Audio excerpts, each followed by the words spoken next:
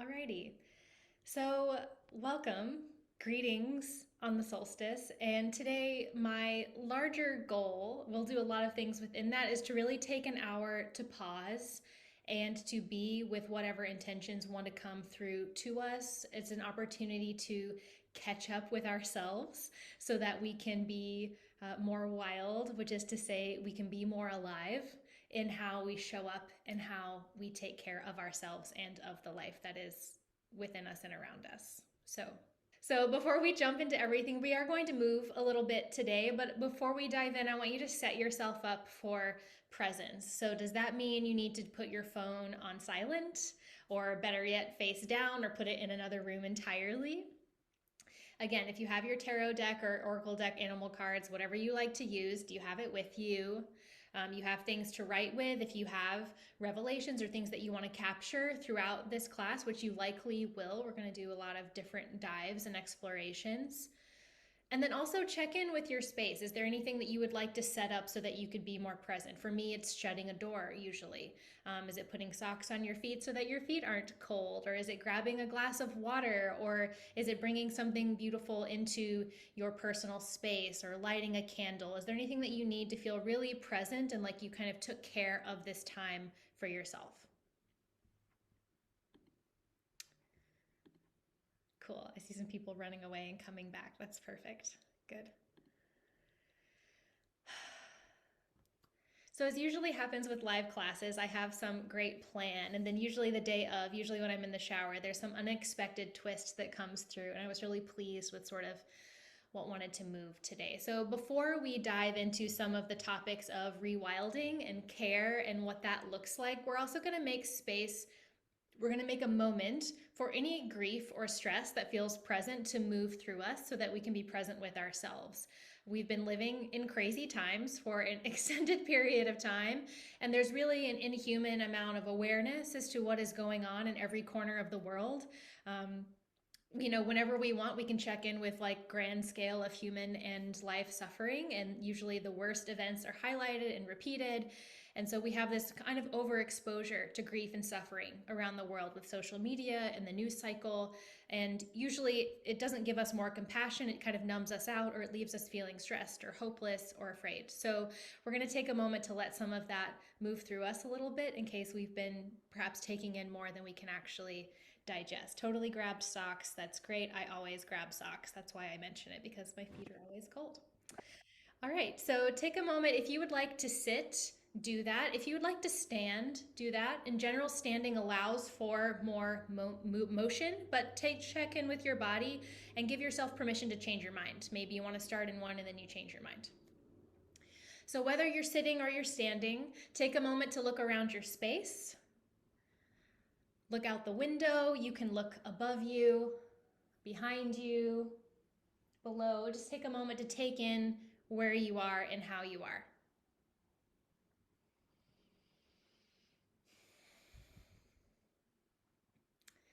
And we're going to start using your attention to scan your body. So if you want to close your eyes to do that, you can.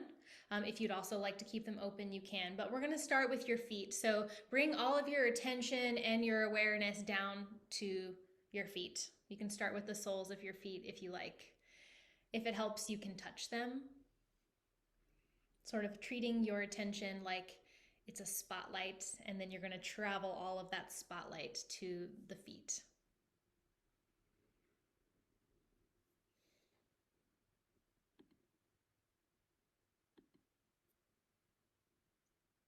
And then traveling that awareness spotlight up your ankles and your shins. If you're touching them, you may have to do one at a time.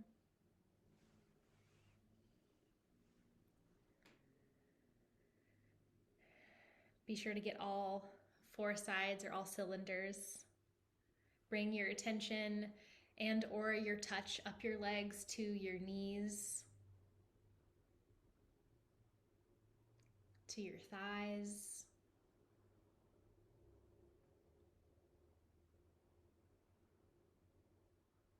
And as you do this, pay attention to your body as you move through each of these different landscapes. As you touch your knees, do they want to move or bend in a particular way?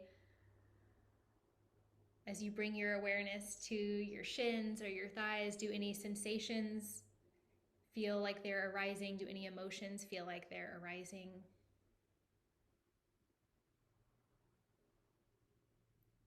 When you're ready, bring your awareness and or your touch up to your hips, your sacrum, your tailbone, the area around your pelvis.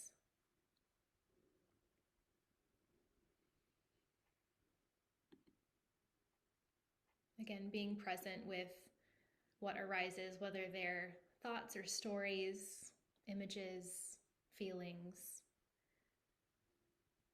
Don't forget your belly, the space where your kidneys are.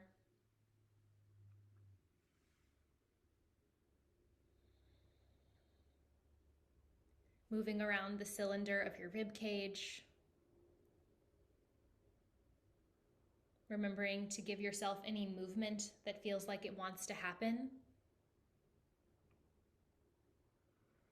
Your chest.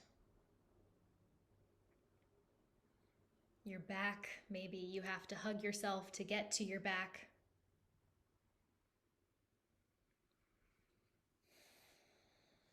Your shoulders, your arms, your hands.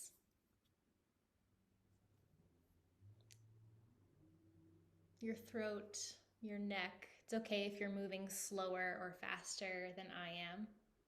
Move at your own pace. Remember your face, your head, the top of your head.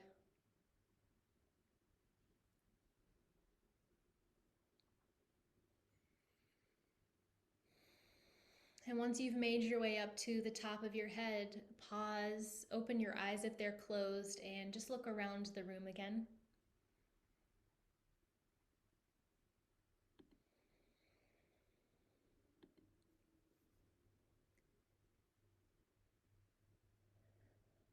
And when you're ready, bring your attention back down to your ribs. You can also bring your touch to your ribs if you'd like. I like to touch my ribs from the back. I also like to touch the center of my chest or my sternum. Where do you want to make contact with your rib cage? Notice what feels supportive and good to you, what kind of touch feels good, and place your hands there. The ribs are this big cage around the lungs and the heart. They guard these invisible rhythms and impulses that keep us alive and that keep us here.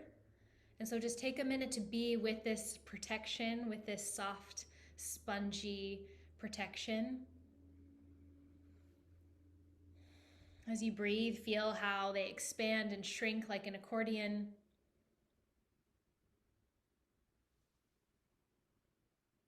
Let yourself breathe softly without force.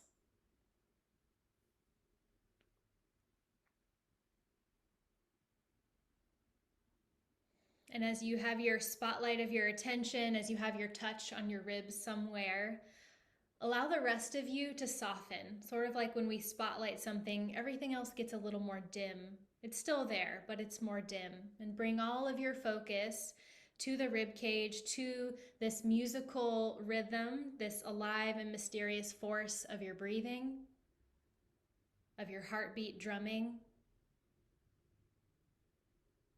the accordion of your rib cage pulling wide and back in.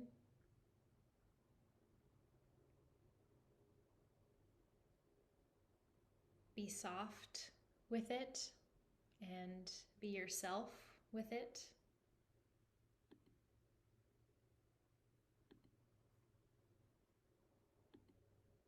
Is there any particular way that you want to move or you feel inspired to move? Is there any particular way you want to breathe? Are there any emotions that arise that need to be expressed? Give yourself space and permission to do that.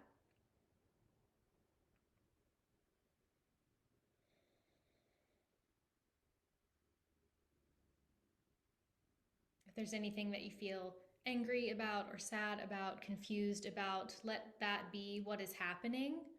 and just let those move through you.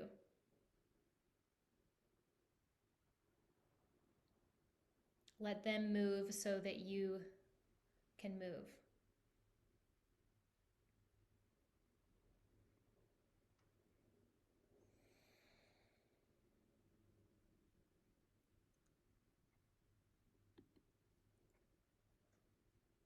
Notice what you're doing.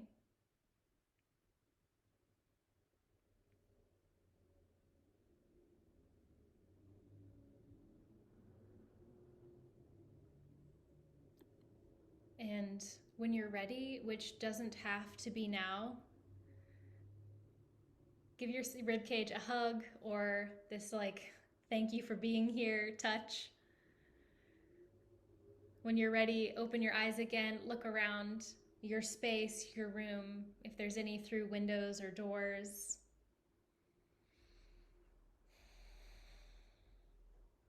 Take a moment to shake it out, shake out your body, whatever that looks like. I'm the only one getting recorded, so don't worry about how you look.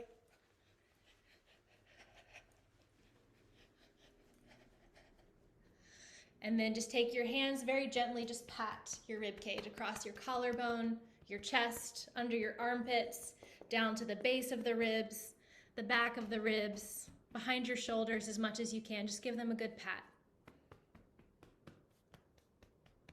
Very gently.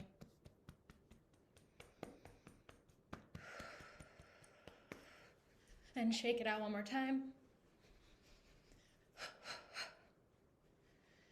Good.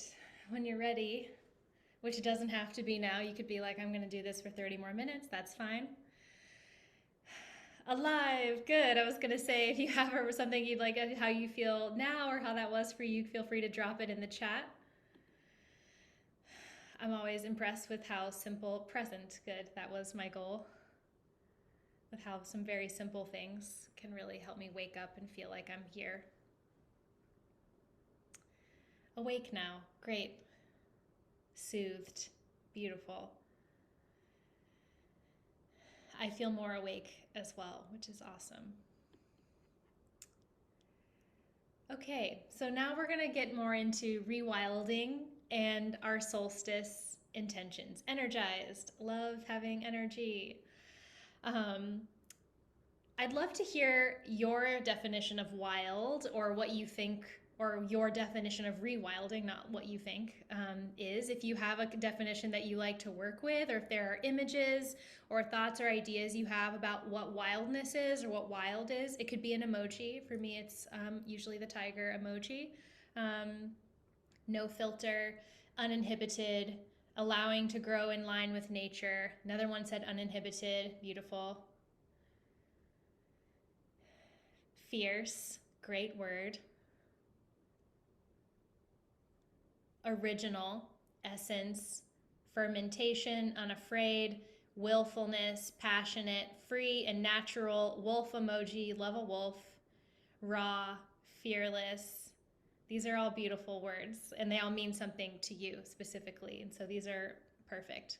So what I'm going to share with you is not to replace your definition of your feelings of what it is. It's just to add some context for how we're going to work together today.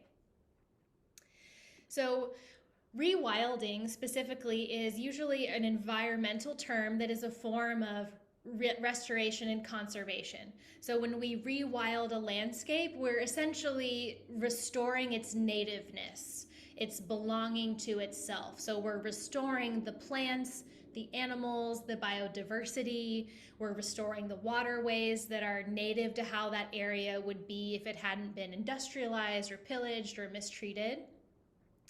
So you can picture a landscape, maybe it has like a dry riverbed running through it. There's no water there now, and maybe there's only one kind of grass covering the hills around it. There's no trees, therefore there's no birds. Maybe there's just like one or two flowers in the spring. It doesn't have any berries or vegetation. There's no fish in the water because there is no water. And you can use your imagination to sort of picture what something would do that had been degraded down to such a simplicity that it can no longer be itself, that it's unrecognizable to itself even. But then now you can picture that same landscape rewilded, that there's water flowing down the river with all different kinds of fish and frogs and snakes, even though I don't like them, they're necessary. Trees with birds, a wide array of tall grasses with different kinds of blooms and berries and fruit and herbs. The cycle of weather has been restored because that area can now feed itself, and therefore it can create an environment where everyone gets its needs met. So the wildlife has returned because they can get their needs met as well. There's this life again in the landscape, and it can now fully participate in all these different ranges of seasons, different kinds of weather. It finds its resilience, it's abundant, it's containing death and birth and flow and food, and it has this great resilience and abundance because it's been rewilded or it's been restored to itself. So rewilding, to me, is a really beautiful promise that the earth shows us, that there is an insanely beautiful capacity within life, that we're a part of life, to heal and restore when we allow when we follow and we allow the patterns of nature. Nature is all the time showing us how life works, how this particular landscape wants to be, how reality works. And so when we deindustrialize our space and our time and our bodies and our care, we're able to be more resilient, we can be more whole, and then we can also be more abundant as well. This felt sense of I have enough. We have enough. So we're going to do a visualization to tap into how this can personally reflect for you. So some people, if you're sitting comfortably, sit comfortably. If you like to lay down to get into your zone, you just described the desert. Lol. Yes, I did. Places that are desert that were not natively desert. Get however you would like to be to do a visualization, and we'll make time to process and write when you come back up. So take a moment to get comfortable. I like to close my eyes. That helps me bring my attention to the inner field, but you can do that however it's best for you.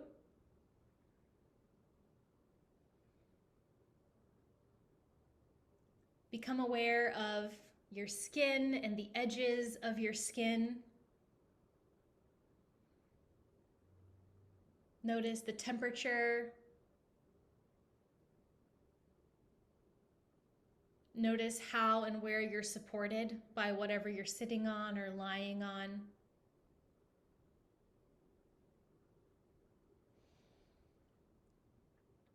And now in your inner field, in your mind's eye, see your body become a landscape.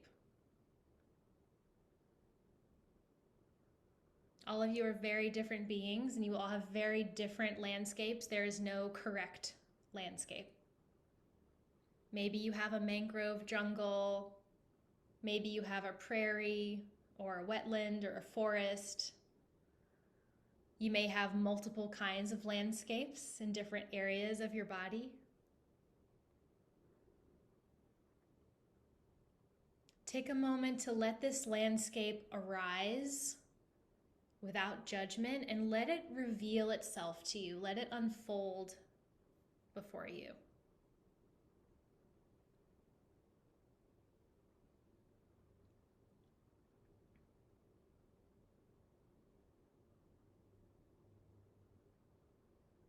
Notice the sounds.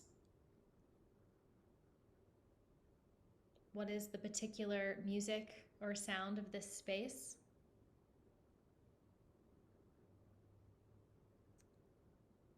Notice what is growing. What kind of creatures are there?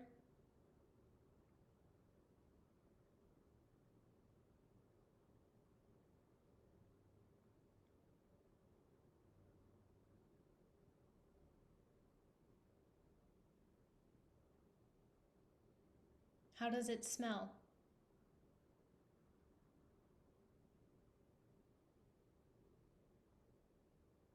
What's the temperature like in this landscape?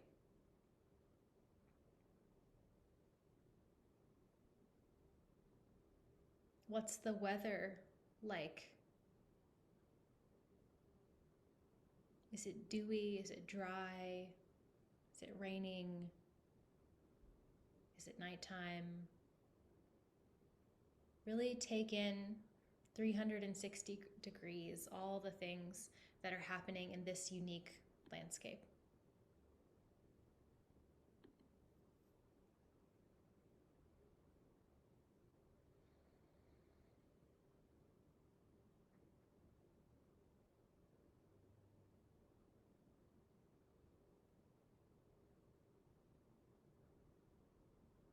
And now, in your mind's eye, sort of zoom out. If you were a bird flying over this landscape, what can you see when you see the whole? Is there anything missing?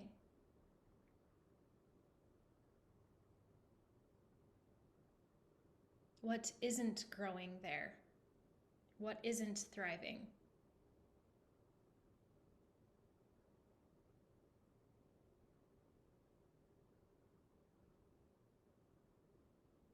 Is there enough water or rain? Are there any ways that this landscape could be more alive? Or are there any ways that this landscape could be more itself?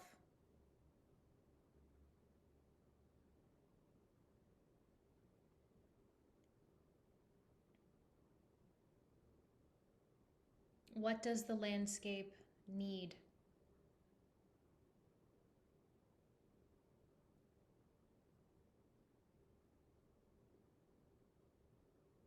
And if you can't tell that by looking, then you can listen or you can ask the landscape what it needs.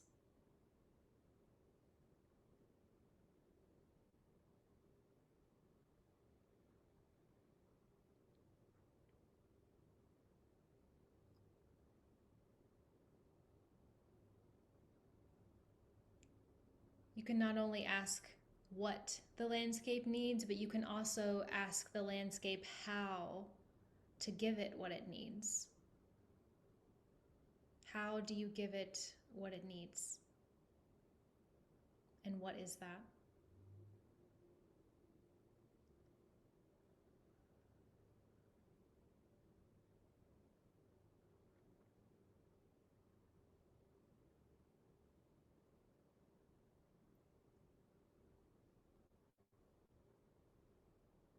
Take another moment to survey the environment. If you have any other questions or information, sights or smells that you'd like to take in, questions you'd like to ask, go ahead and do that now.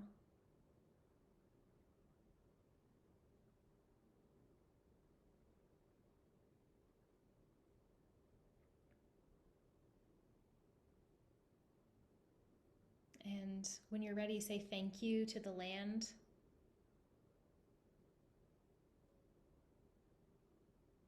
Take a deep breath in. As you exhale, bring your attention back to your body as it is, to the edges of your skin,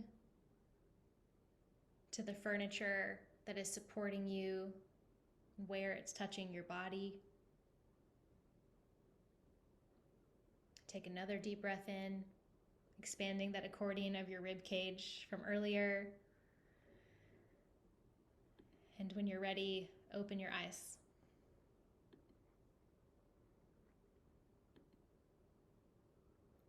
Okay.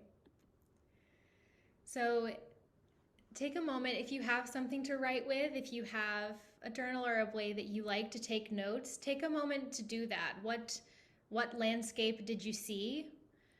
What did you see and notice and smell, and what does that mean to you?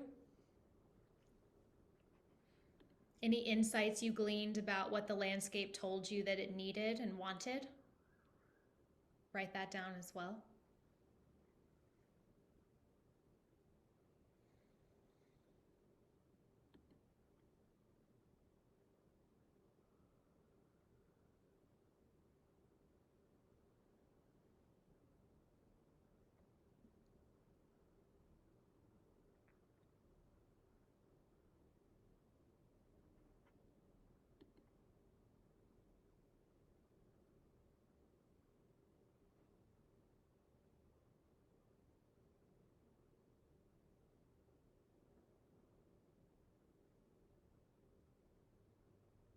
If the landscape told you how to give it what it needs, include that also.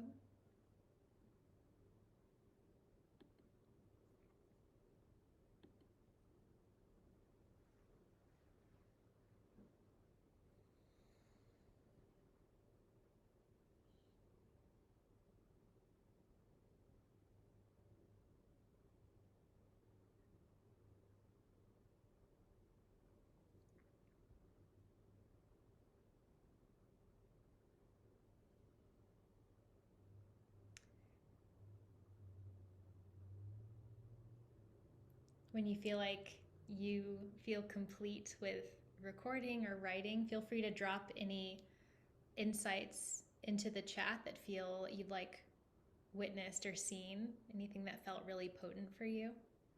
I'm really curious as to what landscapes showed up for everyone because they're always so radically different.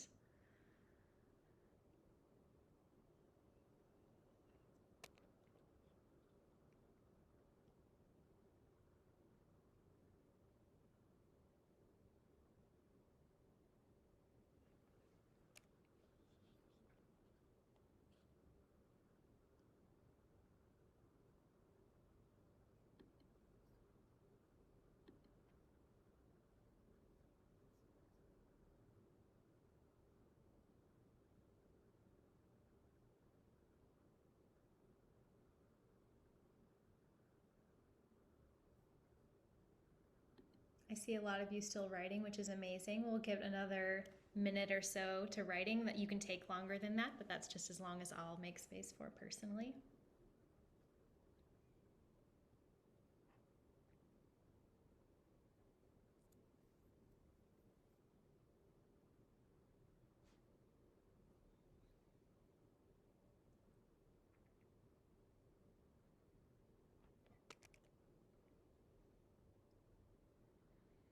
I imagine the eastern coastline with marshes, virgin beach, and rocky cliffs.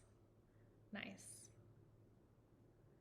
Mine is generally like a Scottish highland with like a river running through it and a lot of sheep. I thought about Cumberland Island, which I went to recently, and it was a rewilded space. It's beautiful, but I found myself preoccupied with the idea of there not being enough fresh water, which I'm not sure is accurate since wild horses live there without humans providing it, as far as I know. Beautiful. We'll talk about that in a second. My landscape was a wooded area with stony cliffs touching the sea. The landscape said it needed people, that people are nature too. My landscape is too sterile without people. I was assured that people don't just take, so not to be too distrustful of them. People and community can add meaning in life and allow them to play on your shores and share their stories by your fires. That's really beautiful, April. Thank you. My own yard, yay, which is a place that for years has been left as it was, not quite neglected, but maintained just enough to look good at a glance. And just in the last few weeks, I've been learning how to really take care of and put more plants in that are beyond monkey grass. Someone else, Jess, a cove in Mendocino, California with seals, I love a seal, and otters, abalone, sun, and green life all over. My landscape asked for people and children to bring a circle and to celebrate it. All of these are so pretty, I'm about to cry, which is normal. So the landscape that is you, right? Remember the beginning of the exercise, it was like, what is your body, right? What is the landscape of your body? I see the red rocks of Sedona. Love Sedona so much. Yep. And so the medicine that the landscape is saying that it needs is also the medicine that the landscape is saying that you need. So if you feel like you need more circles and more celebration and more people or more plants or more stories, then that is a way that your mythopoetic imagination or your subconscious, your spirit, your landscape body is telling you this is what you need. I knew there was a jungle. My landscape was a lush jungle with fruit trees without blooms yet. There is a volcano on one side and a hidden waterfall on the other side. Trees are more lush on one side and more sparse on the other. The land asked for consistent, seeding, nourishing care and seeing. Rolling hills in Tuscany, gorgeous. So what does that mean? When you saw what your landscape needed, and how to give it to the landscape. Are you clear on what that means? Are you clear on how you could give that to yourself or bring that to the landscape of your life? How are you going to plant that? How are you going to diversify that? How are you going to support that? When are those fires happening? What does it look like to share your rocky shores? These are part of your solstice intentions. This is part of how you're going to rewild and care for yourself and restore your landscape for the rest of the year. This is your body telling you what it needs. This is the landscape of your life telling you what it needs.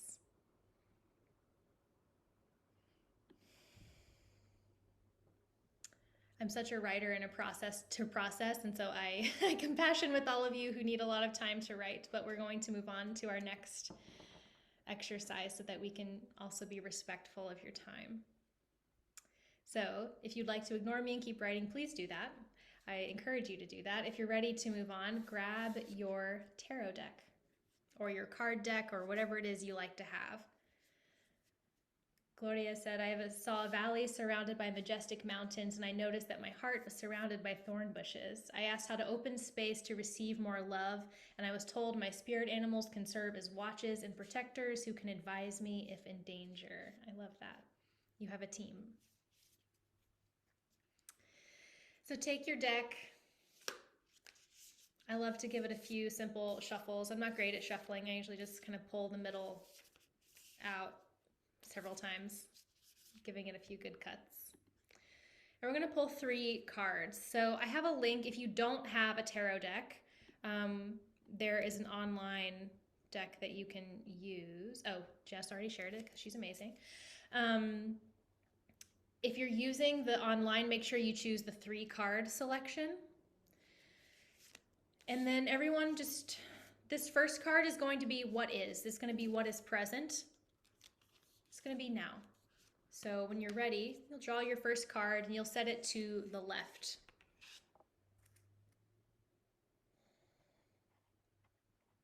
Just take a moment to take it in. We're not going to get very in our head with this. We're not going to get very, what is it supposed to mean? We're going to sort of embody it a little bit more. And when you're ready, we're going to pull a second card, which is going to be where you would like to go or who you would like to become during this second half of the year. And when you draw that card, it's going to go to the far right, so you'll have space in between your first and your second card.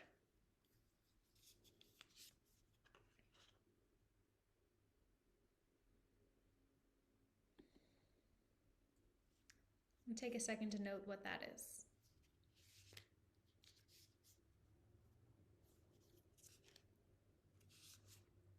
And when you're ready, you will draw your third card, which will go in between these two. And this is going to be what's going to help you get there.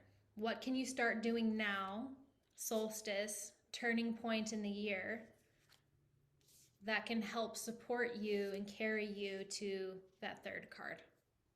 And that card's going to be placed in the middle.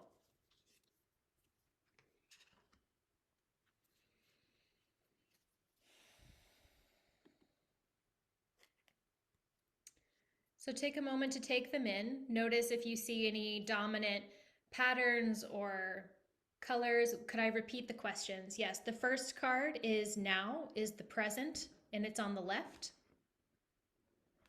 The second card is where you want to go or who you want to become, or you could think of it as your rewilded landscape. That is the second card. It's going on the far right.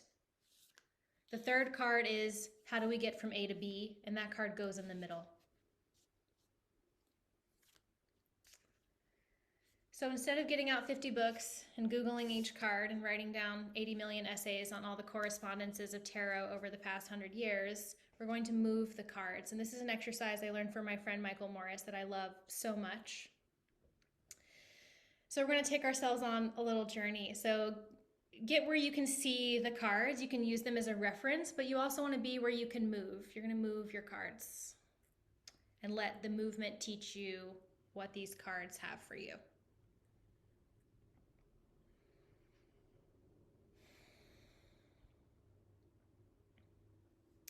And you're going to start with your first card.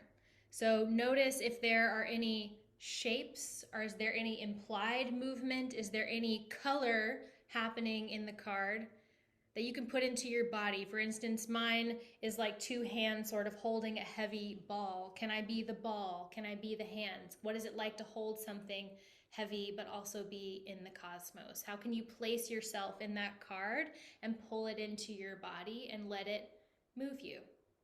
What does the card mean if it is in your body? What arises when you let it do that?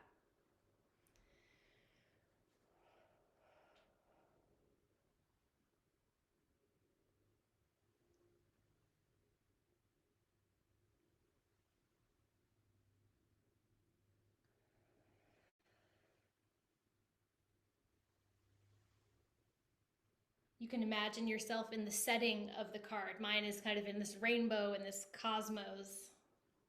How would I move if I were out in space with my hands in that shape? What would be possible?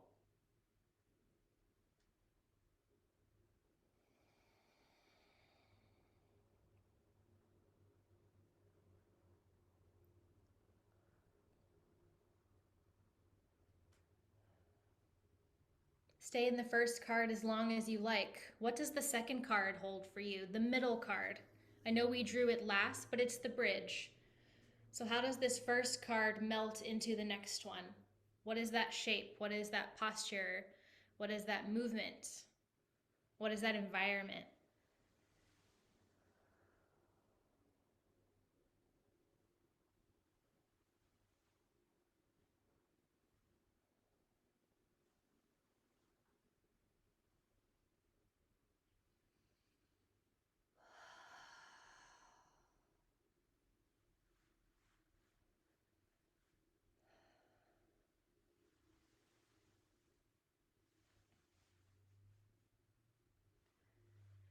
And when you're ready, move to the third card. What is that third card? What is that being or entity doing? What do they sound like? Where are they? What shape are they making? Make that shape. If you like, you can also make that sound.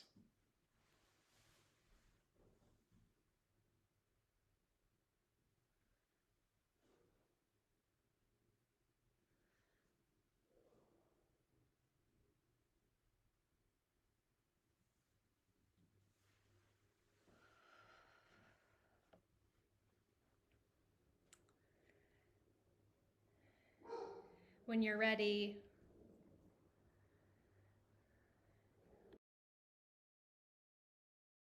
wrap up your cards and come back to your place. If you like to write things down, take a minute to notice what you noticed. For instance, my three cards felt, once I put them in my body, it felt actually like a very obvious journey and transformation in a way that I probably wouldn't have noticed otherwise.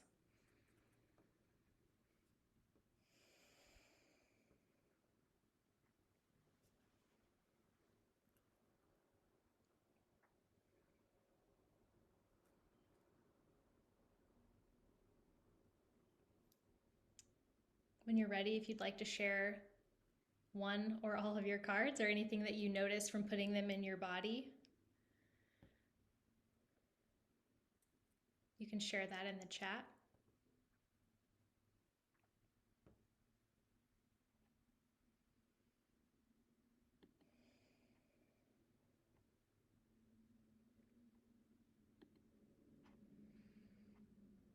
Nicolette shared Queen of Cups, presently, Hanged One to get to the Two of Coins. Cool, I love a hanged person for sure. Queen of Swords, Seven of Cups, Ace of Swords. Oh, love that. I had Lovers as present, Emperor is where I want to be, and Six of Cups as to how to get there. Feel like this was a very good reading. Beautiful. It's your solstice reading. I'm glad that you like it. Whenever I do card pulls sort of on big moments or pivot moments during the year, I usually take a picture of them and I put them somewhere like on my Notion dashboard or somewhere that I can sort of remember what alchemy I'm in the middle of when I forget. 8 of Cups to 9 of Cups to 10 of Pentacles. Oh, so many good cards. Ooh, lots of regality over there. King of Swords, Queen of Wands, Prince of Cups. Wow. Death to 2 of Pentacles to 4 of Swords, Star, King of Cups, 7. Gorgeous. All of these are so beautiful. How was the experience of reading the cards with movement or reading the cards with your body?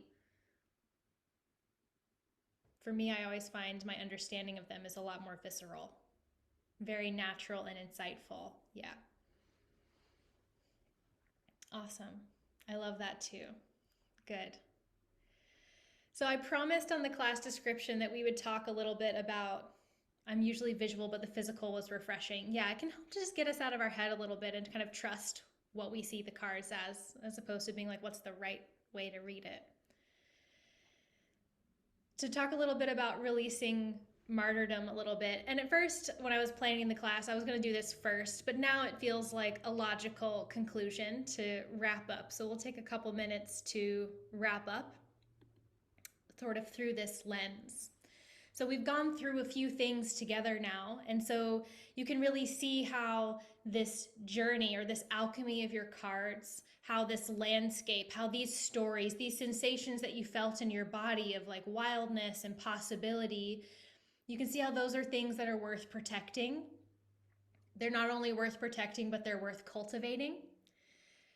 And so the landscape that you connected with, the you, it's worth preserving and it's worth restoring and it's worth bringing the wildness back to it. It's worth bringing its nativity back to itself, the plants and the animals and the water that like to live there back to itself. And so as you make choices in the coming months, in the coming days, or even minutes that determine how you care for yourself, can you ask yourself, is it rewilding my land? Is it bringing me back to me? Or is it asking me to abandon myself for the sake of a cause or a belief or a system or whatever the thing is? Because likely if you're here, you are someone who cares a lot about all of the things going on in the world. You care a lot about all of the people in your life. But when we forget the necessary wildness of our own landscape, then we forget to cultivate that. We lose it and we start to lose ourselves. And then we forget why we're caring or how to care. And we kind of lose ourselves in that process. And so it's a reminder that we can't love our life if we don't also love ourselves.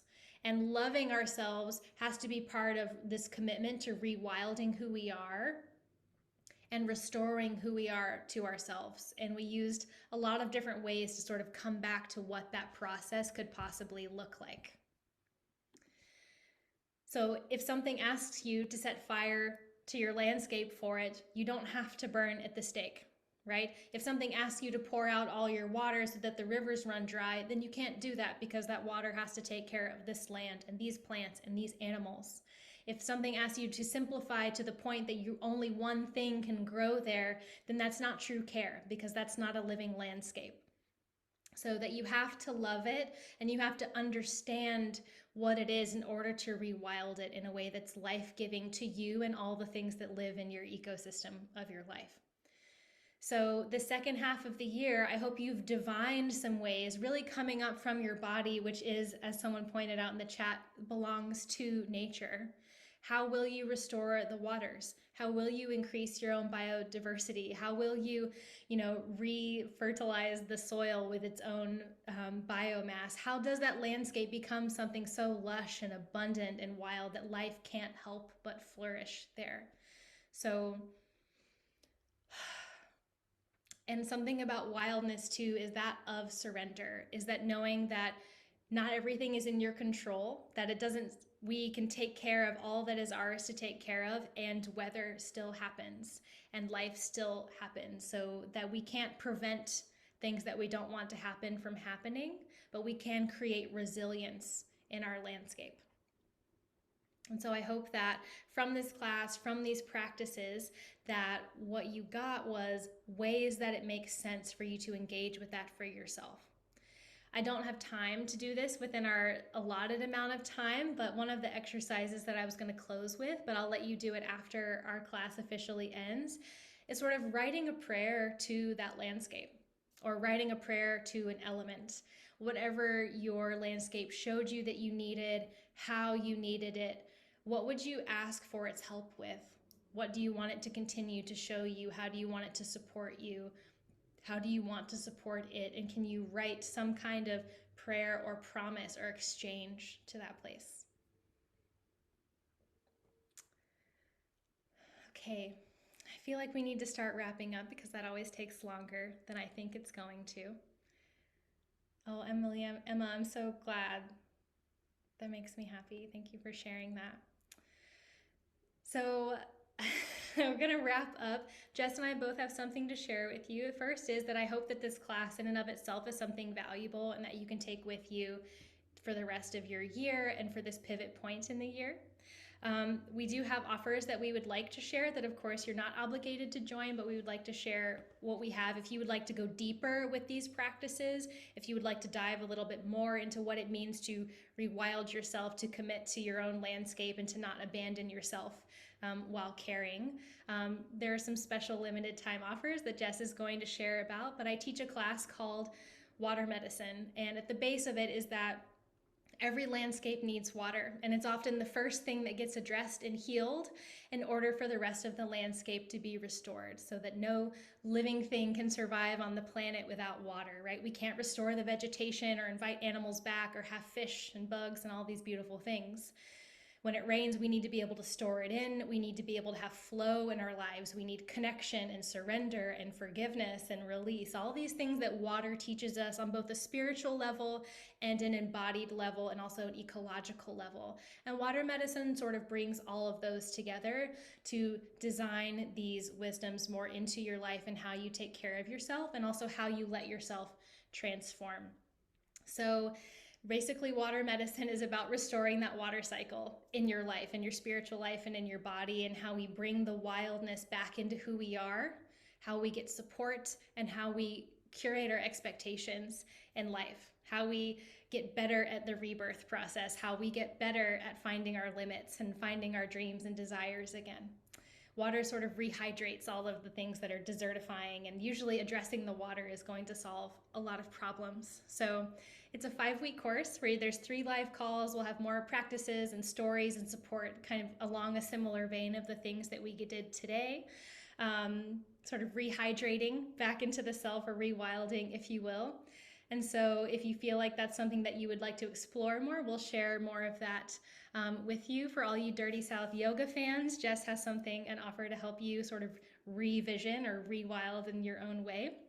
And I think with that, I'm going to turn it over to Jess and let you make sense of all of the poetic mumbo jumbo.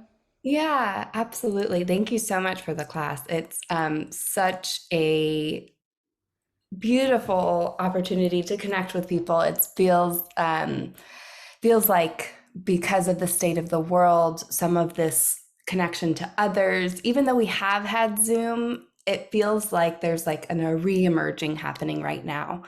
And when Mary Grace reached out to me about sharing water medicine with the Dirty South Yoga community, I was a hell yes, because this is some of the medicine that I'm taking right now to re-heal, so that I can start serving the Dirty South Yoga community again. So obviously it's medicine that I believe in, and I'll be doing this course as a participant, kind of basking in all of these nature-based practices that Mary Grace brings in really well. So she offered a discount code for you guys, which I put in the chat, but we'll also send out via email. And then I was really excited because I had something planned for August. So I thought that I would give you guys a chance to, essentially, if you sign up for water medicine, that'll take you through August. And then I'm leading a revision course that starts mid-August and goes through September.